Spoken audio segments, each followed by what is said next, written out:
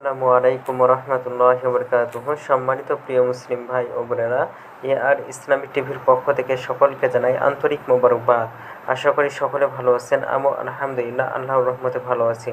আজকে আপনাদের মাঝে আলোচনা করব শবে কদরের রাত্রে আপনি যেভাবে আমল করবেন সে সম্পর্কে। তো পবিত্র শবে কদরের রাতে প্রথমে আপনাকে কী করতে হবে? গোসল করে পরিষ্কার পোশাক পরিধান করতে হবে। এরপরে এশার নামাজ আদায় করে নিতে হবে। এরপর রাত 12টার আগ পর্যন্ত কোরআন পড়তে পারেন, মানে তারাবির নামাজের শেষে এটার কথা বলা হয়েছে যে কোরআন তেলাওয়াত করতে পারবেন রাত 12টার আগ পর্যন্ত। এরপরে বেশি বেশি নফল আর হাজতের নামাজ আদায় করবেন। হাজতের নামাজ আদায় করার পরে রাত 1টা থেকে 2টা পর্যন্ত আল্লাহ তাআলার জিকির করতে থাকবেন। এখন আমরা তুলে ধরবো সেই আমলগুলো কিভাবে করবেন। তো প্রথমে সুবহানাল্লাহ, আলহামদুলিল্লাহ এবং আল্লাহু আকবার এটা 100 বার পাঠ করবে। এরপরে লা ইলাহা ইল্লাল্লাহ এটা 200 বার পাঠ করবে।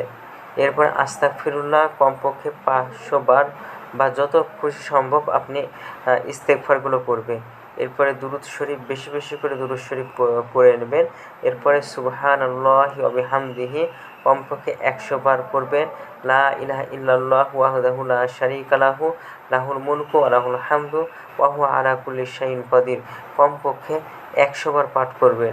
এরপরে দুআয়ে ইউনুস লা ইলাহা ইল্লা আনতা সুবহানাকা ইন্নী কুনতু মিনাজ জালিমিন এটা যত পারেন ততবারই কিন্তু পড়তে পারেন।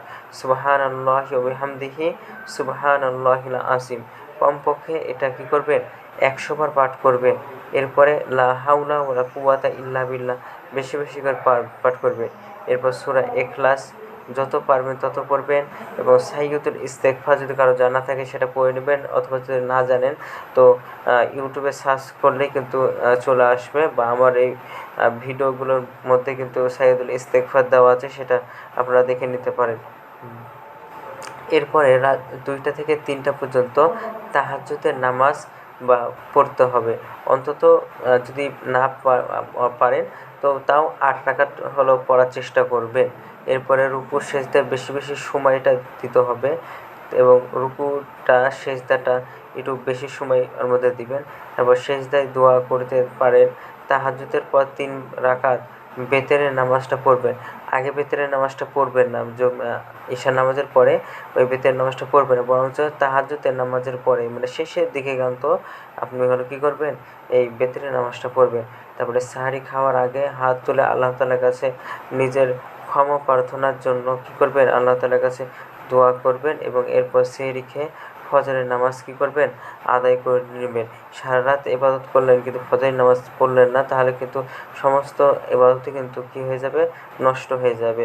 তো আমরা যা কিছু বললাম এই অনুযায়ী আপনি আমল করার চেষ্টা করবেন। তো ভিডিওটি যদি ভালো লাগে তো অবশ্যই চ্যানেলটি সাবস্ক্রাইব করে পাশে থাকবেন। ধন্যবাদ সকলকে। আসসালামু আলাইকুম ওয়া রাহমাতুল্লাহি ওয়া বারাকাতুহু।